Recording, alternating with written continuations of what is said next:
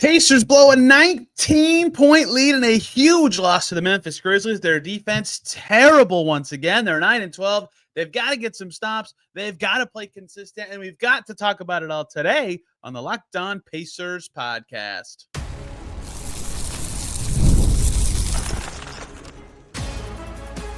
You are Locked On Pacers, your daily Indiana Pacers podcast, part of the Locked On Podcast Network, your team every day. Happy Monday, everybody, and welcome into another edition of the Locked On Pacers podcast, where we, of course, talk about the Indiana Pacers. As always, my name's Tony East. I cover the team for Forbes, and today, what could have been a fun podcast. Obi Toppin looked good. Jarris Walker looked good. Andrew Nembhard is back. The Pacers scored 1 billion points in the first quarter of a game in Memphis. They had almost 70 by halftime.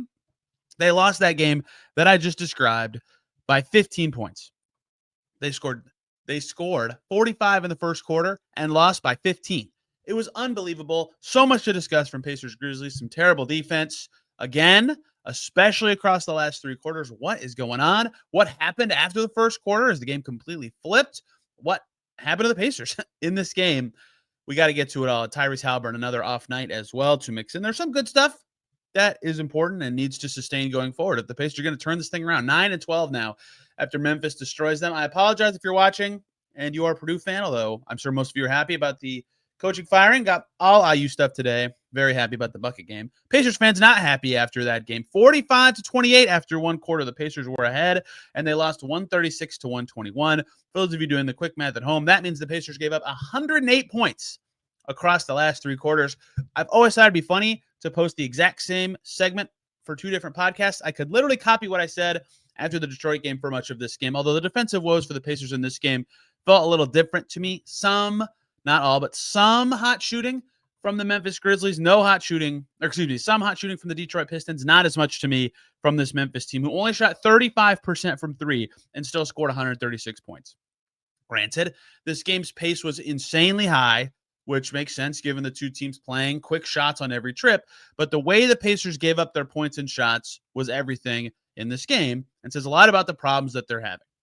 46 three-point attempts for the Memphis Grizzlies. That's a lot of threes for a team without a ton of great shooters. They have some good shooters. Luke Kennard is a great shooter, but not a ton of great shooters. And Kennard only took 2 threes in this game, right?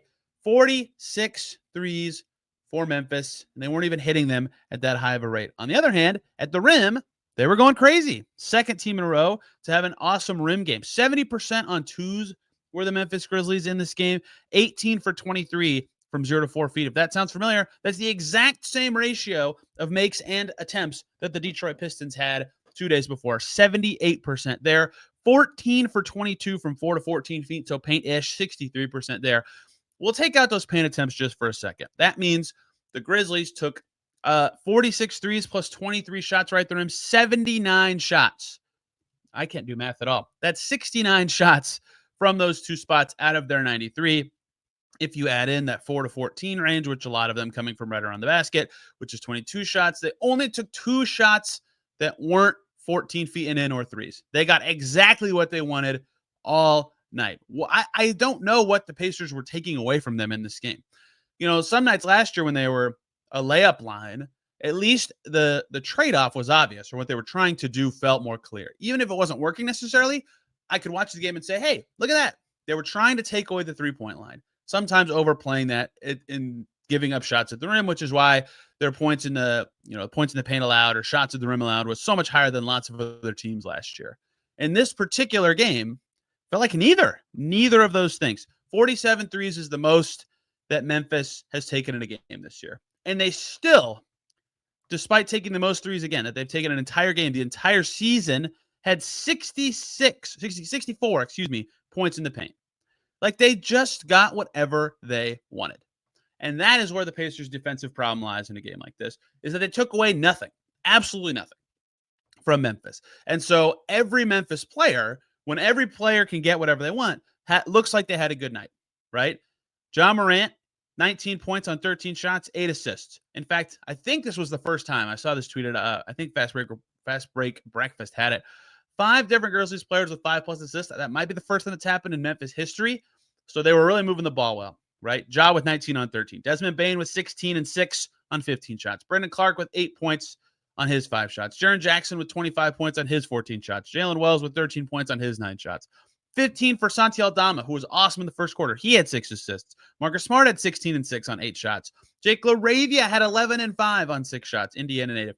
So many guys got whatever shot they wanted or just moved the ball to someone else who got whatever shot they wanted. And Memphis just filled it up. 108 points in 3 quarters. They looked like they were sleepwalking in the first quarter, and this had a chance to be the Pacers like, wow, they kicked someone good's butt and actually played a good game. Nope.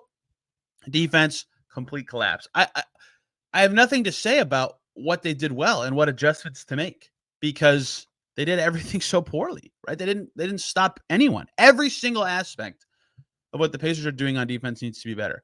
They went zone for a stretch, which I get, and that's part of why the Grizzlies took so many threes. And the Grizzlies, again, not a team that I think of as like this awesome shooting team. They're a good enough shooting team, but not a team I think of as an awesome shooting team.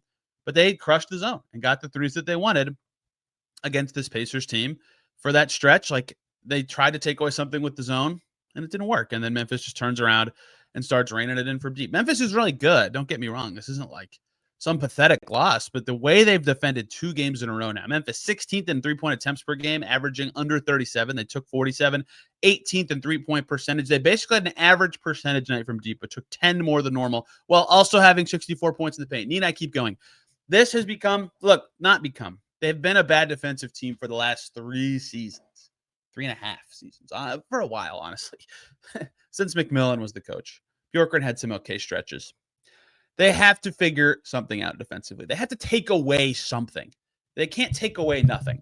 And I actually believe what I'm about to say, even though I think some people will not agree with this. I thought they made some progress defensively before their recentest stretch, right?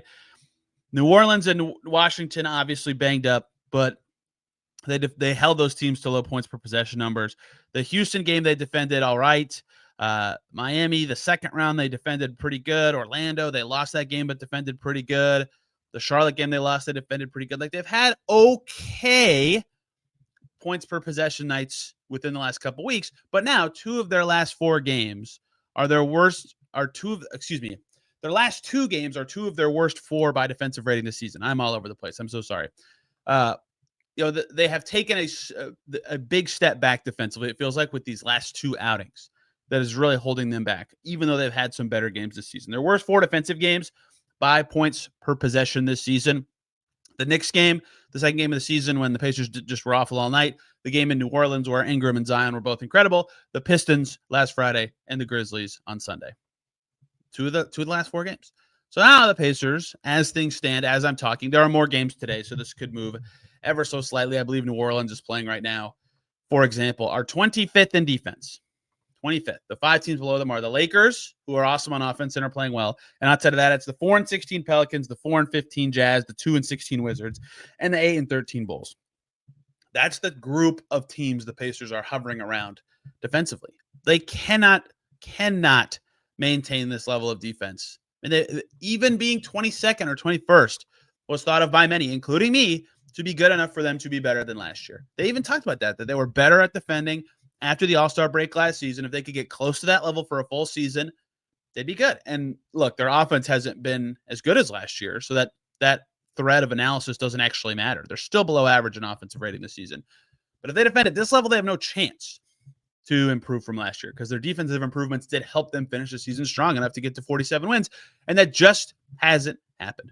Every single player needs to be better on the defensive end of the floor, either with their own matchup or team defense or anything. Andrew Nembhard was back. We'll talk about him later. Thought he had some nice defensive moments, honestly. They've had that was good stretches from Quentin Jackson this season, and sometimes other guys are good on defense. Jarris Walker was good on defense again, to his credit in this game. We'll talk about him later as well. But as a collective and as a team, they just cannot get stops. I tweeted this with 4 minutes left. They were down 11 or 12. That's a miracle win, but it's within the realm of possibility. Ask the Pacers this year. They've had lots of games where they're up by that much and it gets close late. I didn't think that there was any chance the Pacers could come back because they can't string together stops. After the first quarter, they could not do it. Same with the Detroit game that just happened. Same with the Pacers when they beat the Mavs. I just said this on the Pistons podcast 2 days ago. The Pacers could score whenever they wanted that game. Even when Dallas got close, I felt like the Pacers were going to win. Tonight was the opposite, where it's like, even if the Pacers were to go on a run the second half, which they didn't, by the way, they were down basically double digits from the late third quarter for the rest of the night. Once Memphis got rolling, this was over. Pacers' dominant start, up 19 at one point, did not matter at all because their defense, once again, was terrible. They have got to take something away from their opponent. Detroit shot well from three, really well. Okay, that happens. That was still an awful defensive game, to be clear. They rotated poorly, but whatever. Teams get hot some nights. The Grizzlies did not get hot from three and still got whatever they wanted, whenever they wanted, from anywhere on the floor. That cannot happen. That just can't happen for a team that's average on offense this year. I get that this Pacers team will not be a good defensive team with the personnel they have and with the system that they're playing. They've got to be much better than this. They were not again. And if they can't come up with solutions pretty soon, they're going to have to have some tougher conversations than the ones we're having right now. 9-12, and a lot changed after the first quarter of this game. The Grizzlies are very good, but they certainly flipped a switch in a way the Pacers could not hang with. What happened in the first quarter? That was awesome. Pacers' best quarter of the season, I would say. And why couldn't they sustain it at all for the last three? That coming up next here on Locked On Pacers. Before we talk about that, we got to talk about BetterHelp. The show is sponsored by BetterHelp. How do you stay cozy during these winter months? For some people, it's wrapping up in a blanket, a mug of hot chocolate, or watching a movie with family. It's a great way to spend the month of December. Therapy can also bring you some comfort that never goes away, even when the seasons change. It can be helpful for learning positive coping skills or learning to set boundaries. Therapy empowers you to be the best version of yourself. It is not just for people who have, for example, experienced major trauma. So if you've been thinking of starting therapy, give BetterHelp a try. It's entirely online, designed to be convenient, flexible, and suited to your schedule. Just fill out a brief questionnaire to get matched with a licensed therapist and switch at any time for no additional charge. Find comfort this December with BetterHelp. Visit BetterHelp.com/LockedOnNBA today to get 10% off your first month. That's BetterHelp, HELP.com/LockedOnNBA.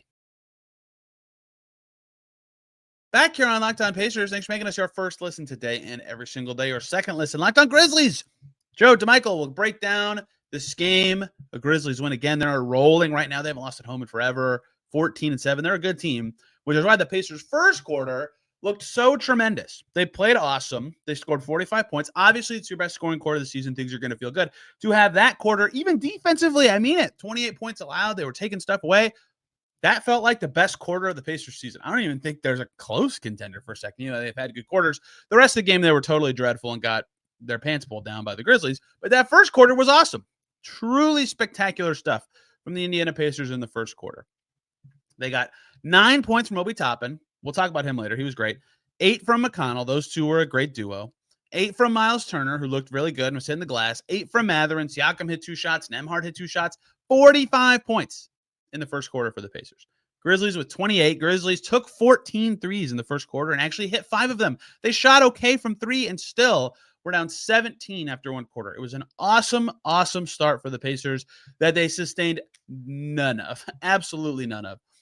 First quarter, the Pacers, again, 17 for 27 from the field. That's excellent. For the rest of the game, they were 26 for 63. They made 9 more shots across the last 3 quarters combined than their first quarter. 41.2% from the field across the second, third, and fourth quarters of this game. Pacers 7 for 13 from 3 in the first quarter. That's excellent. 14 for 42 to finish the night, meaning they were 7 for 29 the rest of the way. That's 24.1%. Yes, similar to my analysis of their shot making the rest of the way. They made as many threes in the first quarter as they did across the last 3 quarters. That won't work. It took them the entire second and third quarter to match their offensive output from just the first period of this game. Can't happen. Thing 3 that really stood out, something Carlisle noted post-game that about this one. Pacers finished this game with 15 turnovers. Guess how many of them were in the second, third, and fourth quarters combined? The answer is all 15. All 15 of them. A bunch of those came in the second quarter as the Grizzlies just yoinked momentum away in this game. 7, almost half of the Pacers turnovers in that second quarter of this game. 0 in the first quarter. 11 of the 17 in the second and third quarters, which were the quarters where the game just completely flipped to the Grizzlies' favor. So, obviously, the stuff I talked about to start this, the defense, that was the problem for quarter 2, 3, 4. the Grizzlies kind of sleepwalking early, but the Pacers got in their own way by not letting, like, they couldn't do anything offensively. They were not generating the same shots. Credit to the Grizzlies. Jaren Jackson Jr. was tremendous defensively in this game. That made it hard for the Pacers to get rolling in the paint. He was awesome. Brandon Clark's very good. Desmond Bane's a good defender. Jalen Wells, second-round pick, starting, picking up Haliburton full court, making 5 shots. That stuff all is huge. The Grizzlies are a good team. They're a good defensive team. One of the best defensive teams in the NBA. But they really shut the Pacers down in a way that I did not see coming. 3 for 10 from Haliburton, 3 for 11 from Turner, 5 for 13 from Mathurin. Mathurin got to the foul line to make up for that. But you combine that, that's 11 makes for those 3 players on 35 attempts. Nembhard played very well offensively. He only played in the first half. We'll talk about that later. So they lost some offensive firepower there. Siakam was fine, but really stifled this game. Missed his threes, only 2 free throws, so 17 on 15 shots. Inefficiency from the offense, who was very connected early and looked awesome and looked like, wow, with Nembhard back, they have what might be their starting 5 the rest of the season. Here they go. Just kidding. Just kidding. McConnell was awesome. Jarris Walker was awesome. Obi Toppin was good. The bench was back, but it wasn't enough because when the starters were mixed in with those guys, they weren't helping enough, and whoever the 9th guy wasn't helping enough either, although Johnny Furphy did shoot well again, and Quentin Jackson was 2 for 3. Just they didn't get enough offense at all after the start of the game. A turning point, the start of the second quarter, all Grizzlies. They cut it down to 5 by halftime after being down 19 points in the second quarter of this game. It was a 5-point game at halftime, and very quickly the Grizzlies were ahead. Pacers got the lead back for like 1 trip, and then the Grizzlies ran away with it the rest of the game. They had so much mojo in the first quarter and still lost. And I even tweeted this. I said, Pacers are up 18. That's great. They have to sustain this because they've been terrible playing from ahead this season. And they showed why. Like, it's so hard for them to have any consistency this year. Every game, that even the games they win, get closer than they need to be because they haven't been able to sustain their best things, regardless of who's on the floor. I get that injuries are a part of that, but their best players are playing, right? They had all 5 of what might be their starters the rest of the season tonight. They couldn't do it. It was not at all what they needed to do. That, to me, was the second story of this game after the defense was just dreadful, a dreadful inability to play from ahead again, and a lot changed after that first quarter. Story number 3, and totally worth tracking as this road trip continues, and this was a big part of what was discussed during the homestand. Tyrese Haliburton was awesome during the homestand, and really his last 5 games leading into tonight looked pretty good. Could he actually do it on the road? His home road splits this year, very dramatic for whatever reason. Tonight, adding fuel to the fire. Made his only 2-pointer, 3 for 10 from the field, 2 for 9 from deep. Largely good looks, you'd say, given that he was just on fire and taking a bunch of threes during the homestand. I think the Pacers should be happy that he got 9 attempts up because his attempts have been low this year, and he was drilling them. But 3 for 10 just can't happen. 8 points on 10 shots from a star player. 7 assists for Haliburton. 2 turnovers. Now, they were doing a lot to defend him, both with the full court pressure of Wells and the way they would crowd him coming around screens. The Pacers were only -6 with him on the floor in a 15-point loss, right? They were still minus. That's bad. He did not play well. He still has gravity when he's shooting like this and pulling in defenses, but he has to make shots. He just has to, and he has not done that at all on the road this season. For those unaware of how dramatic this has gotten, entering today, I haven't looked after this game. His splits on home road were already crazy. Caitlin Cooper was the first on this a while ago.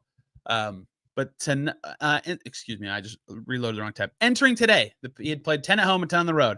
At home, Tyrese Haliburton, 48.1% from the field, 42.9% on threes, 85% at the foul line. On the road, 31.8% from the field. This is entering today. So that number is now lower than that, right? That's 17% lower. 22.7% on threes. That number is also now slightly lower. That's 20% lower. And the same at the foul line. True shooting percentage, a 20.5-point swing from home to road this year. And that once again happened today. They win his minutes at home. They lose his minutes on the road.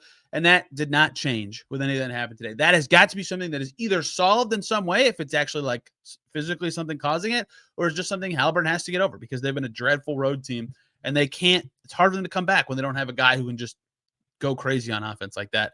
And Turner, was not effective shooting in this game. 1 for 3 on threes, 2 for 8 from deep as well. That really hurt them. And early, he looked good. I think both of his threes were early. Had Jaren Jackson stretched out and moving, but once he stopped hitting the threes and wasn't punishing inside, Jaren Jackson could roam and crush.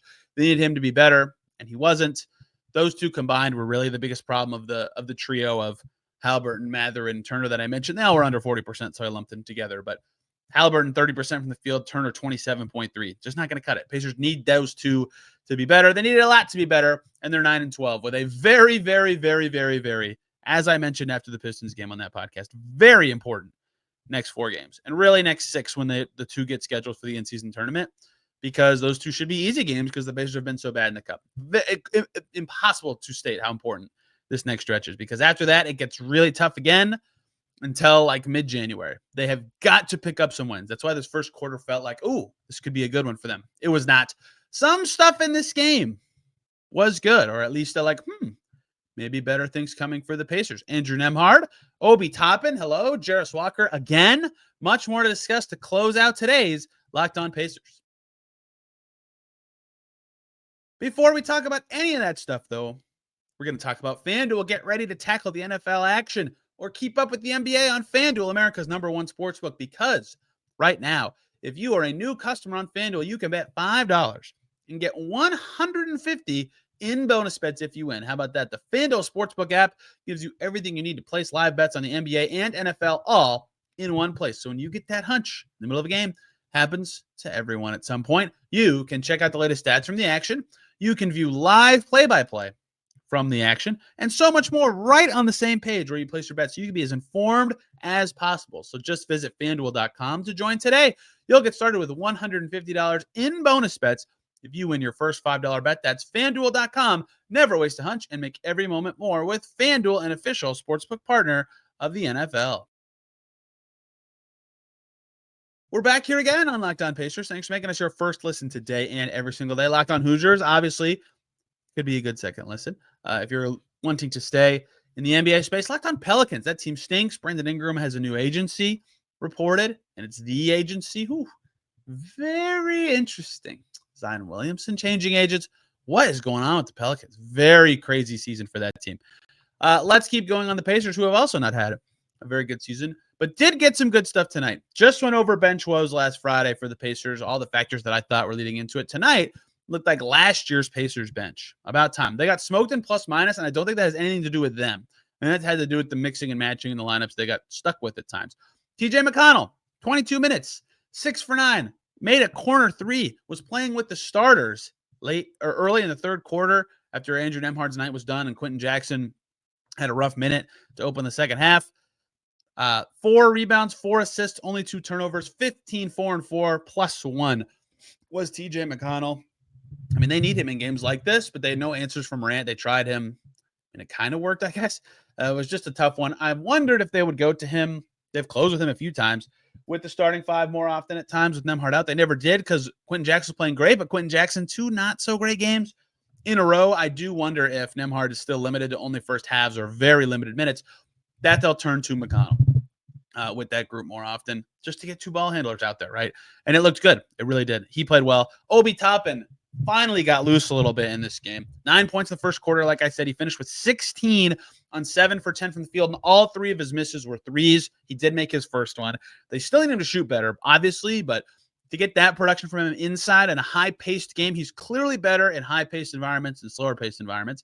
Caitlin Cooper just wrote a great piece about his season and the Pacers' stylistic changes kind of being reflected in and around him. 8 boards was huge for him, 1 assist and 1 steal, 16 points efficiently for Obi Toppin. That has not happened for him very often this season. If they can continue to play with a pace that lets him look great and play on the open floor like they did tonight, that's huge. That made him way more effective, even though his defensive struggles still are what they are. That's the same as last year. If he's 7 for 10, a lot of that gets mitigated. Much better from him. Huge that he had that kind of turnaround after a couple rough games in a row from Obi Toppin. They needed it. And that needs to continue. That really does need to continue. Jarris Walker again with a good game. 2 in a row. Was awesome defending Cade 2 days ago and paired it with good offense. 24.5 minutes from Walker today. Made both of his shots. 7 rebounds, 2 steals, and a block. 9 points on 2 shots. 9 points on 2 shots. Very impressive from Jarris Walker. Had some tough defensive assignments once again with Bane or Morant or lots of guys, and has held up well. He's been a much better defender this year than he was last year. And last year, he was a better offensive player than defensive player. I think that's flipped this year. I've said that a lot, like dramatically so. His offense really struggled after that really great game he had on Orlando, but two really nice performances from Walker and Rowe on both ends. That's been, I think, really meaningful for this team as they try to sort out lineups and who can even play on the wing. They were relying on Mathurin so much from a minutes perspective. Now they have a credible 8-man rotation of guys that like they expected to play this year. The ninth guy, a little bit of guessing tonight. Quentin Jackson played a little bit. He has not been as good since I wrote about him. That's on me. But like the last couple games haven't been as good for him. 5 points on 3 shots is okay. But only 1 turnover, 1 steal for the rest of his stats and did not hang defensively like he has in other games. Johnny Furby played for 7 minutes. He hit 2 threes, although had a layup that he certainly wishes he had back, plus a rebound, but also a turnover, 6 points. They're just trying to find the right rotation, which has been tough with the injuries that they've had, but they need better lineup answers than what they've gotten. And it's difficult when even one of the players that returned from injury has to leave, and a player who was playing very well in Obi Toppin got injured in the game. Obi Toppin dunking, layupping, whatever. Jaren Jackson kind of bumped him. It was not a shove. It looked like it might have been at first. It was not at all. It was a clean it was a clearly basketball play, not clean, but I thought it was a foul. Whatever though.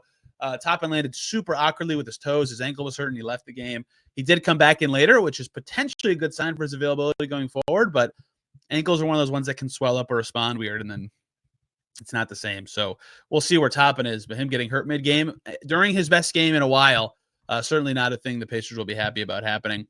But speaking of players returning from injuries, Andrew Nembhard back in the fold for the Pacers and his highest scoring game of the season in Memphis, and he only played the first half.